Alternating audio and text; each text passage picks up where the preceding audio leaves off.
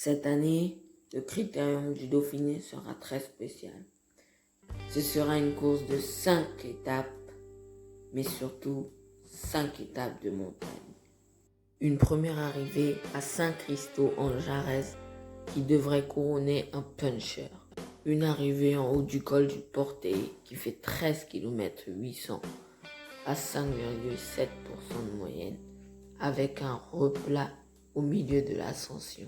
Mais aussi une arrivée à Saint-Martin de Belleville avec avant l'ascension du col de la Madeleine, 19 km à 7,8% de moyenne.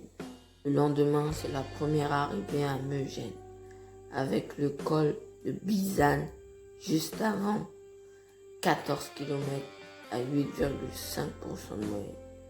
Une étape ressemblante à celle de 2016 qui avait couronné Romain Bardet sur le Tour de France. Et enfin, la dernière étape, encore une arrivée à Megève, mais par un autre versant. Nous allons voir ce que vaut Tadej Pogačar face au grand favori du Tour. Adam Jens a fait du Tour de France un objectif. L'année dernière, il avait endossé le maillot jaune. Mikel Landa a gagné une étape du Tour de Burgos. Thibaut Pinot, en assez bonne forme, viendra se tester. Romain Bardet aussi. Richie Porte, souvent malheureux, viendra en tant que favori. Emmanuel Bourman, second de l'année dernière, viendra préparer le Tour de France. Gérald Lopez découvrira les routes françaises en sachant que son équipe est tenante du titre. Higuita aidera ou sera co-leader avec Rigoberto Urán.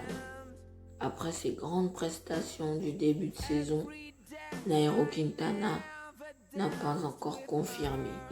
Warren Barguil pourrait être à son avantage puisqu'il n'y a pas de contre-la-montre.